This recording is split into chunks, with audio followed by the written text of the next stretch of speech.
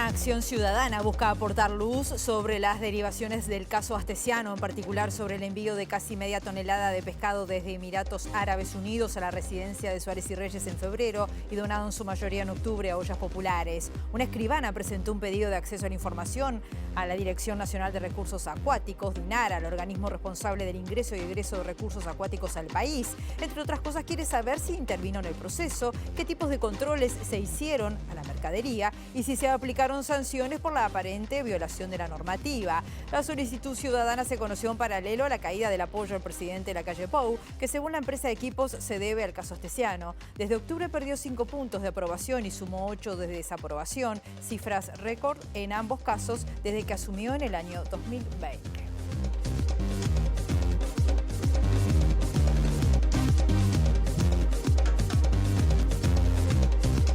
¿Cómo están? Bienvenidas, bienvenidos a MBD Noticias. Comenzamos con la información desde Montevideo con 31 grados a esta hora y una máxima anunciada por Inumet de 34 grados, que dice que va a seguir la jornada con cielo claro, algo nuboso, con altas temperaturas y vientos que estarán soplando del sector oeste al este de entre 10 y 30 kilómetros, pero con rachas, sobre todo costeras, que irán entre 40 y 50 kilómetros. Vamos a contarles que estamos viendo, como siempre, algunas de las cámaras del Centro de Gestión de Movilidad de la Intendencia de Montevideo, que nos muestra nuestra ciudad, y contarles que hoy es el día del centro. Atención, porque hoy hay estacionamiento gratuito. Y, por ejemplo, Maldonado, entre Gaboto y Yaro, atención, hasta las 5 de la tarde, trabajo de carga y descarga, así que está complicado en ese punto. O en Ibiray, entre Echeverría y Boulevard Artigas, también por Hormigonado hay trabajos hasta las 4 de la tarde.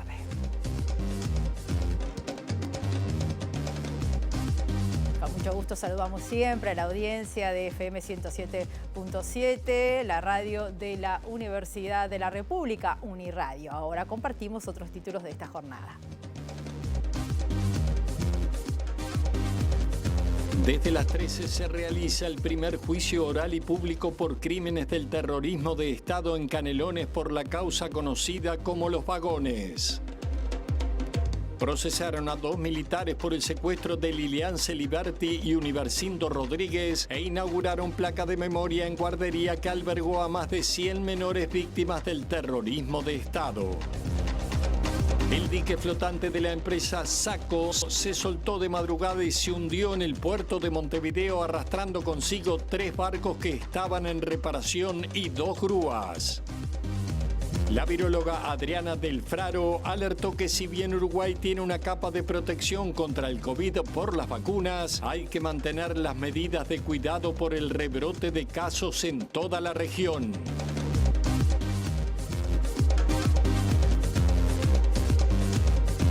Declara hoy, a pedido de la fiscal Gabriela Fossati, en calidad de indagado, el director ejecutivo de la Policía Nacional, Jorge Berriel, por sus presuntas vinculaciones con el ex jefe de custodia presidencial, Alejandro Astesiano. Berriel aparece mencionado en diferentes chats con el ex jefe de la seguridad de Lacalle Pou. Se trata de la segunda declaración que brindará ante la magistrada, no descartándose que puedan adoptarse resoluciones en esta misma jornada.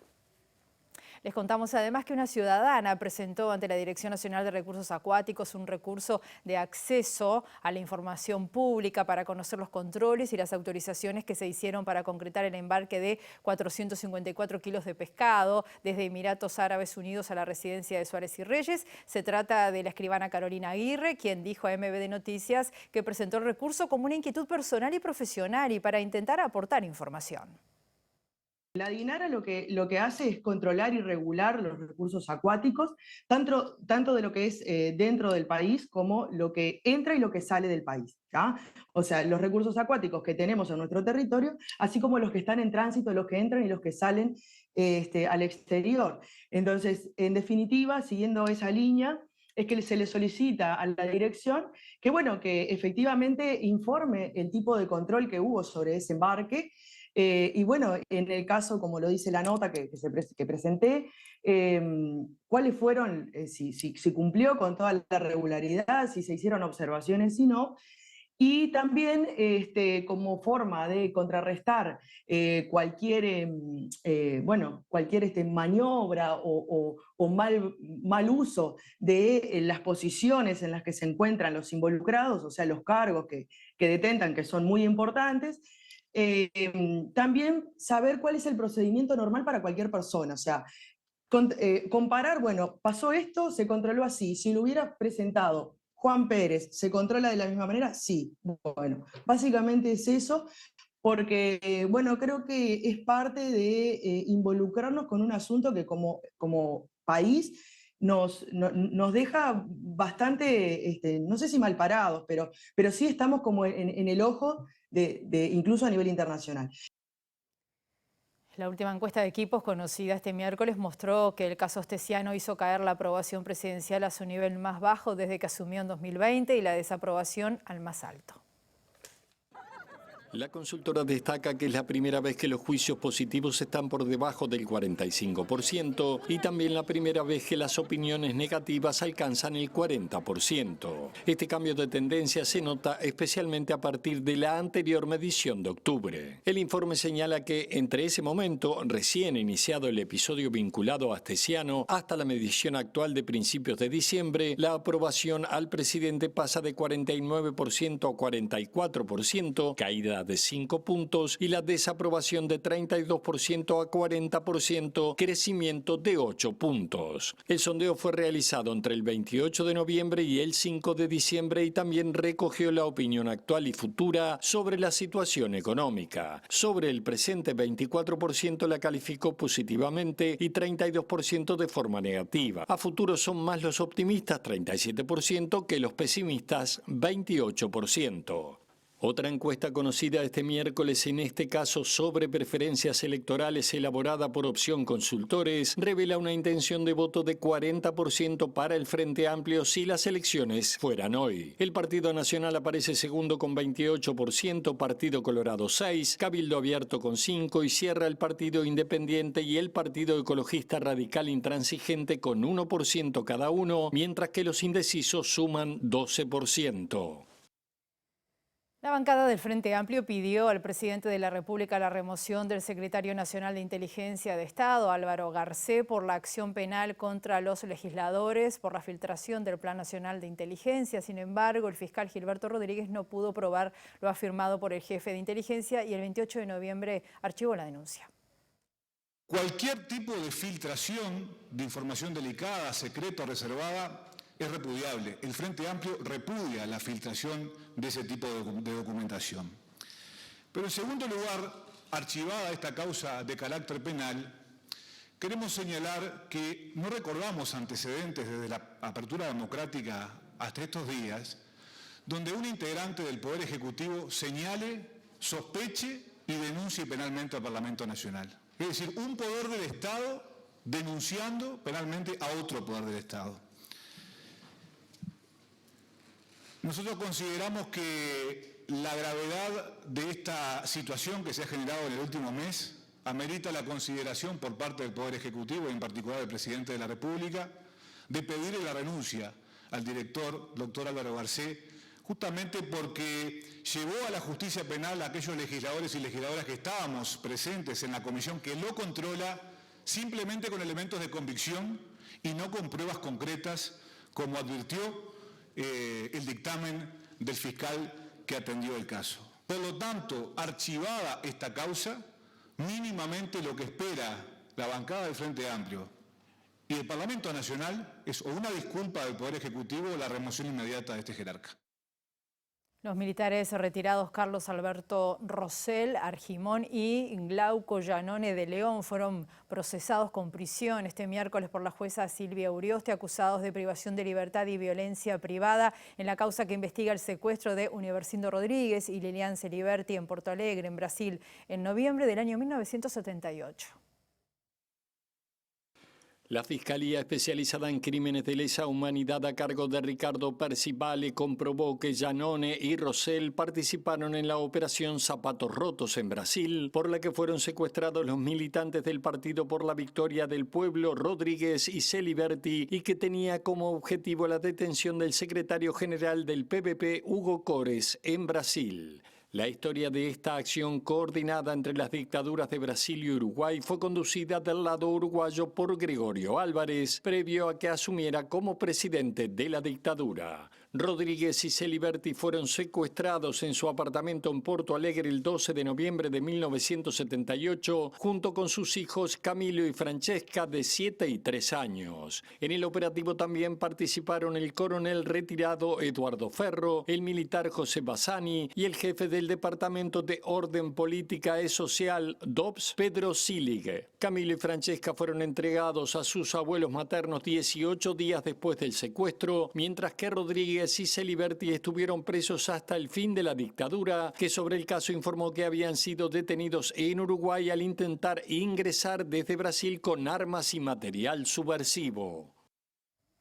Seguimos hablando del pasado reciente, de derechos humanos. Nos vamos a Canelones. Es un día muy importante. Hoy es la primera audiencia por la causa denominada de los vagones. Allí está trabajando Luca Velosa. Adelante, Luca.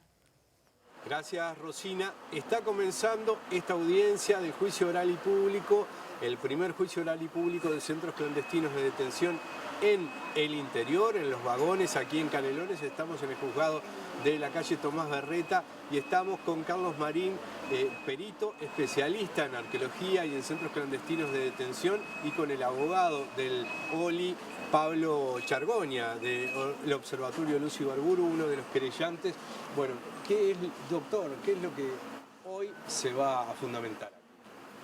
Bueno, hola, buenos días. Se va a fundamentar que el espacio que está en el Parque del Prado fue utilizado como un centro clandestino de detención y tortura entre el año 76 y el año 75 y el año 80. Y nosotros hicimos un peritaje histórico y arqueológico y pudimos documentar un poco cómo era la fisonomía del lugar y el funcionamiento de ese espacio represivo que estaba gestionado por la policía de Canelones. ¿Este sistema se repite en otros lugares? ¿Eso le da los indicios? Sí, bueno, centros clandestinos hubo por todo el país, pero gestionados por la policía como este de forma tan clara es el primero el que tenemos evidencias tan contundentes. ¿Qué otros peritos van a estar hoy acá, Chargoña? También se va a presentar la pericia de la Facultad de Medicina Forense. ¿Qué va a decir? ¿Qué es lo que le ocurre al cuerpo y a la psique del torturado desde el punto de vista técnico? ¿Cuáles son las lesiones que tienen hombres y mujeres que estuvieron colgados, encapuchados, que sufrieron golpes? También archivólogos, también historiadores que van a describir el fenómeno del terrorismo de Estado como una política pública. Esto es importante destacarlo. La tortura no fue el ejercicio desviado de un psicópata, sino una política estatal. Los centros clandestinos forman parte de ese entramado. Y es bueno que se diga desde el saber técnico. Estas son pruebas técnicas, periciales, como digo, presentadas por la Fiscalía, que va a ser seguida por el testimonio de las víctimas, que es la prueba de cargo fundamental que da cuenta con ese ejercicio de memoria y de revivir con mucho coraje también qué fue lo que ocurrió en este lugar y por qué es un crimen que no tiene que quedar impune y que le interesa a Canelones y a la humanidad. De esto hablamos cuando hablamos de crímenes de lesa humanidad. Ofenden la conciencia de la humanidad que los funcionarios del Estado que deberían proteger a las personas se transformen en una organización criminal. Muchísimas gracias a los dos, los están llamando, los dejamos porque de aquí al 15 esta zona de Canelones va a ser escenario de la recordación y de la memoria. Vamos a estar informando en el Central y en el correr de los días. Gracias, Rosina. Muchas gracias a ti, Luca. Y les contamos además que se inauguró recientemente la marca de la memoria en la ex guardería Andresito Huacaguararí, que albergó desde 1971 al 74 a niñas, niños y adolescentes víctimas del terrorismo de Estado y que era además visitado periódicamente por el represor José Gabazo. La guardería está ubicada en Pérez Castellano, 1413, en la Ciudad Vieja, y la iniciativa de esta placa surgió del colectivo Memoria en Libertad, que agrupa justamente a parte de las personas que vivieron allí. La pieza refleja la unión, la solidaridad, la seguridad y el amor, según relató Lorelei Omar, integrante de Memoria en Libertad, quien vivió en la guardería durante varios años. El texto de la placa dice: más de 100 niñas, niños, adolescentes y bebés, familiares de presas y presos políticos y del barrio, asistieron aquí, sitio de resguardo y contención en un mundo feroz dominado por el terrorismo de Estado. Nuestro agradecimiento a esa gran red de cuidado y amor y al Comité de Familiares de Presos Políticos. Fue creada por familiares de presos políticos por una necesidad urgente que había, porque éramos 100 niños, que algunos se habían llevado alguno, el padre o la madre, y habían algunos que se habían llevado los dos. Entonces, el grupo de de familiares de presos políticos empezaron a pedir ayuda. Lo más especial y lo más, feo que nos pasó es que nosotros teníamos la visita de Gabazo con con los soldados, alguna vez venían a buscar a alguna maestra en especial, y no tenía ningún reparo en los niños que estábamos sentados y que se notaba que éramos chicos, y en mostrarse tal como era, ¿no? Mandando, pero con esa sonrisa que nunca se le borraba. Esas cosas a nosotros nos fueron marcando. Pero ya te digo, esa placa, a diferencia de las otras que marcan la tortura y todo eso, nosotros quisimos poner un nido porque nos pareció que el nido era lo más representativo de acogida, de seguridad, de amor. Segundo móvil del mediodía, en este caso nuestro compañero Mauricio Pérez, que está allí en la torre ejecutiva. Buen mediodía para ti, Mauricio. Adelante, bienvenido. Tú decías, estamos aquí en Torre Ejecutiva porque vecinos de Paysandú lograron recolectar unas 2000 firmas en 5 días para reclamar una agilización de los pasos fronterizos en el puente binacional entre Paysandú y Colón, y también flexibilizar la política de 5 kilos que se está aplicando por parte de la Dirección Nacional de Aduanas en ese cruce fronterizo y en otros cruces fronterizos del país. Y para hablar de este tema estamos con Sergio Rodríguez, quien fue el encargado de traer las 2000 firmas hacia Torre Ejecutiva para presentárselas al Poder Ejecutivo, al Presidente de la República, Luis Lacalle Pou. Sergio Rodríguez, le agradecemos estos minutos con MB Noticias y consultarlo sobre cuál fue el objetivo de esta recolección de firmas. Bueno, esto surge por una enorme preocupación que hay en muchos vecinos de Paysandú que se encuentran en permanente movilización, están movilizados y siguen estando movilizados a raíz principalmente del mal funcionamiento del tránsito fronterizo allí en Paysandú, del puente General Artigas. Lo ha dicho una alta autoridad de gobierno, que el paso iba a ser lento necesariamente para desestimular el trasiego de gente hacia la República Argentina. Nosotros no estamos de acuerdo con eso, mucha gente se inquietó por eso y entonces, bueno, surgió la inquietud de expresarse de la manera más genuina que tiene el ciudadano, que es juntando firmas, ¿no?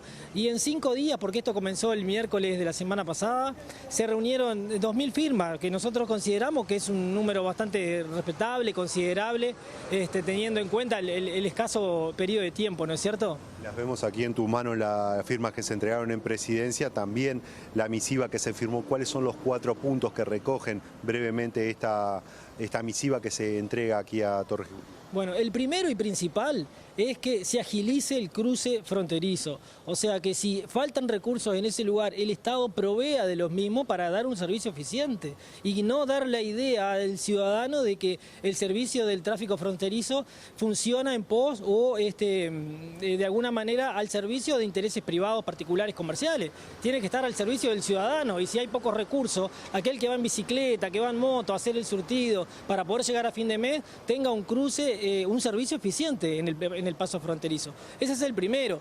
Después se apela a que se elimine la medida de los 5 kilos, porque nosotros entendemos, interpretamos que eso es ilegal, y no solo nosotros, sino muchos expertos, muchos entendidos en la materia. Y si no quisieran eliminar esa medida de manera subsidiaria, que se lleve a 10 kilos, esa regla, para que la gente de escasos recursos, que tiene ingresos menguados, reducidos, pueda de esa manera ver alivianado el costo de vida y poder llegar a fin de mes de manera más holgada, ¿verdad? Se Confrontan en este caso algunos derechos en cuanto al del consumo de las personas que están necesitadas por esa situación económica, también la situación que se da en los comercios de la frontera, los comercios de uruguayos. ¿Esa tensión existe en el departamento?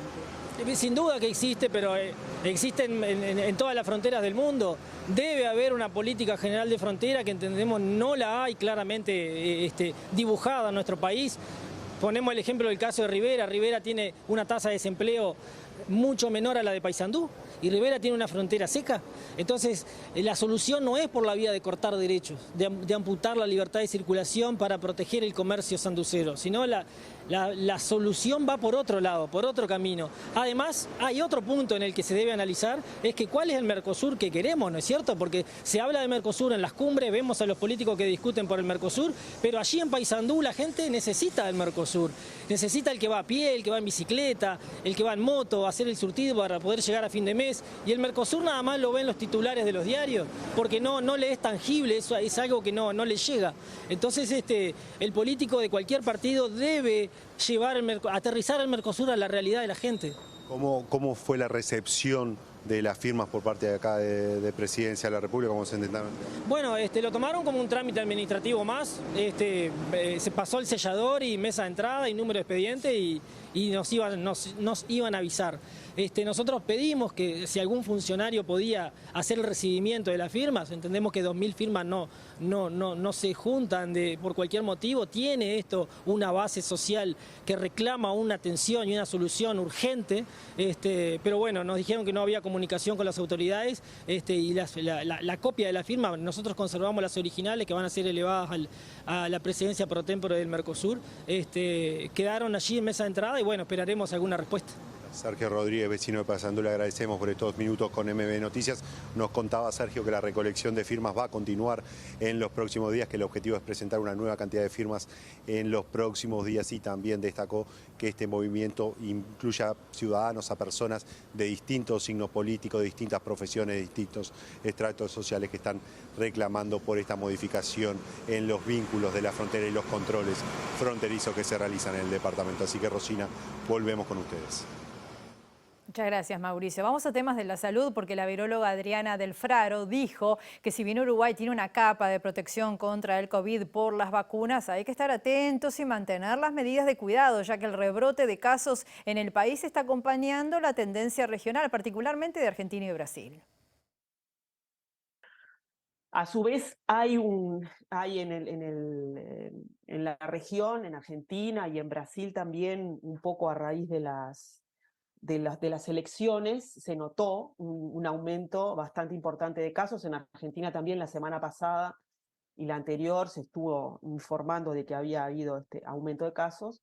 Y bueno, en realidad, en este momento lo que está circulando esencialmente es, ha habido un cambio en la epidemiología, pasamos de tener circulación de diversas variantes, ahora a partir del ingreso de Omicron, lo que tenemos es Omicron y toda su familia, vamos a decir, de variantes que siguen siendo Omicron, pero que tienen algunos cambios.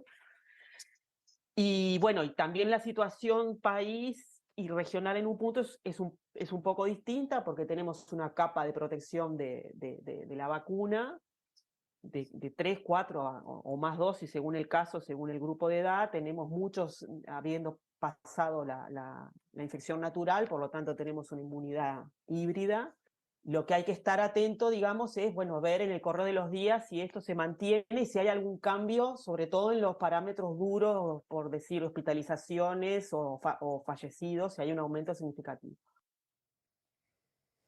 El dique flotante de la empresa Tsakos comenzó a hundirse de proa esta madrugada en el puerto de Montevideo, impactando sobre 5 barcos que estaban siendo reparados y dejando sin suministro eléctrico. Se trata de un nuevo siniestro en la terminal portuaria luego de la zozobra de una lancha de la Armada Nacional. El hundimiento del dique generó un desnivel y las grúas que están colocadas en cada una de las bandas se deslizaron y cayeron, explicó al diario El País Ricardo de la Santa, capitán de puerto. En el video publicado por ese medio se observa el momento en que una de las grúas cae y genera una explosión rompiendo los cables de energía eléctrica que alimentan las bombas que mantienen a flote el dique. Desde el momento del hecho se procura establecer por qué sucedió, mientras se intenta reflotar el dique y recuperar los 3 barcos que quedaron semihundidos, que por estar siendo reparados y con parte de su casco abierto, tuvieron ingreso de agua, indicó De la Santa, quien aseguró que el resto de la operativa portuaria no fue afectada. Los otros 2 barcos que estaban en reparaciones pero no tenían el casco abierto fueron sacados del lugar. El capitán del puerto también explicó que al caer una de las grúas impactó además en una pequeña draga que trabajaba para mantener el calado en la zona del dique Saco. La Intersocial del municipio F se va a reunir en la próxima jornada. Esto es para comenzar a delinear la estrategia hacia el Congreso del Pueblo, que fue convocado para el próximo año. Hay por allí 4 ejes que van a estar analizando: la soberanía alimenticia, negociación coercitiva, reforma jubilatoria, la tierra, su problemática en el territorio y también la reforma educativa. Diferentes organizaciones de la zona están llamando justamente a participar de la discusión desde las 7 de la tarde en el sindicato de Funza, allí en 8 de octubre y Habana. Nosotros estamos trabajando de cara a las necesidades de la zona, o sea, del municipio, de cara a todos los recortes que hay de cara al gobierno, los recortes que está haciendo el gobierno, el desempleo, el territorio, la alimentación, la educación, y esta es una zona justamente que está muy compleja por eso. Nosotros vamos de cara a un Congreso del Pueblo y estamos invitando a todas las vecinas y vecinos y diferentes organizaciones sociales que todavía no se han sumado, que se sumen a generar ese trabajo hacia el 2023, que es el Congreso del Pueblo. Con el objetivo de trabajar propuestas hacia un futuro Congreso del Pueblo convocado por el PIT-CNT para 2023, buscan elaborar una plataforma que, contemplando las necesidades y recursos del territorio del EFE, apunte al desarrollo productivo del país. Nosotros esto del país productivo no lo hacemos desde el punto de vista del recordatorio simplemente, sino que estamos convencidos que es una respuesta real en estos momentos concretos, el tema del trabajo como una cuestión que atraviesa toda la problemática que nos podamos imaginar. Desde la salud mental, el tema ni que hablar económico, el tema de la dignidad de la gente, el trabajo debe ser el tema central. Hacemos una pausa, va a ser muy breve, volvemos enseguida.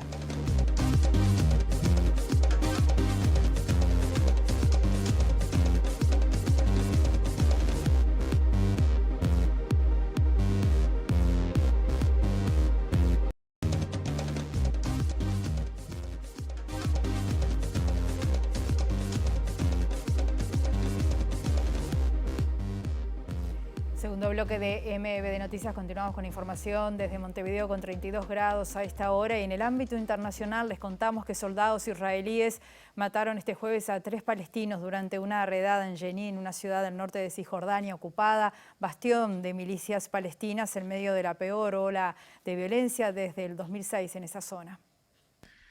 La operación militar israelí fue para detener a 3 sospechosos de participar en actividades terroristas, según aseguró el ejército, que habían lanzado artefactos explosivos y atacado con fuego directo a soldados, quienes respondieron con fuego real. Según la agencia oficial de noticias palestina, Wafa, las fuerzas israelíes abrieron fuego contra una ambulancia y la redada se saldó con al menos 10 palestinos heridos, además de los fallecidos. Las fuerzas de Israel también hicieron incursiones en otros puntos de Cisjordania ocupada, como en las cercanías de Ramalá, donde detuvieron a otros 2 palestinos y sometieron a interrogatorios a los familiares del joven asesinado el miércoles, tras abrir fuego contra un puesto militar. En total fueron 13 los palestinos detenidos durante las diversas redadas de esta madrugada, según el ejército, que también confiscó armas y vehículos y que forman parte de la operación Romper la Ola, que Israel comenzó a finales de marzo, tras varios ataques mortales cometidos por palestinos y árabes israelíes, desatándose una ola de violencia que ha convertido 2022 en el año más sangriento en la zona desde 2006.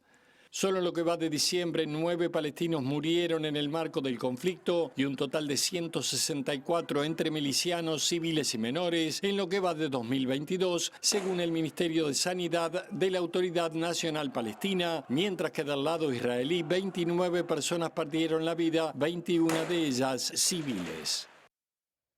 Volvemos a Canelones, hay novedades. Luca Veloz, contanos qué está pasando allí en el juzgado. Adelante, bienvenido.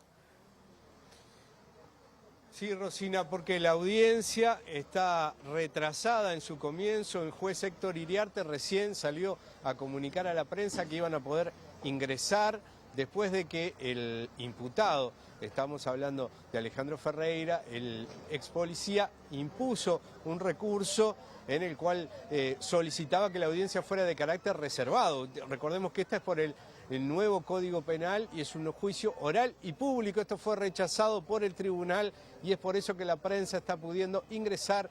Ha retrasado, reiteramos esto, el inicio de esta audiencia, una audiencia que, bueno, tendrá a los peritos en primera instancia, el fiscal Percivale, y esos serán lo programado para esta audiencia, que se espera que termine en el entorno de las 19 horas, así que nos vamos a quedar aquí recabando información para el informe central. Rosina. Muchas gracias, Luca. Y nosotros ya nos despedimos, nos vamos y los esperamos a las 19 horas en nuestra edición central. Que pasen muy bien.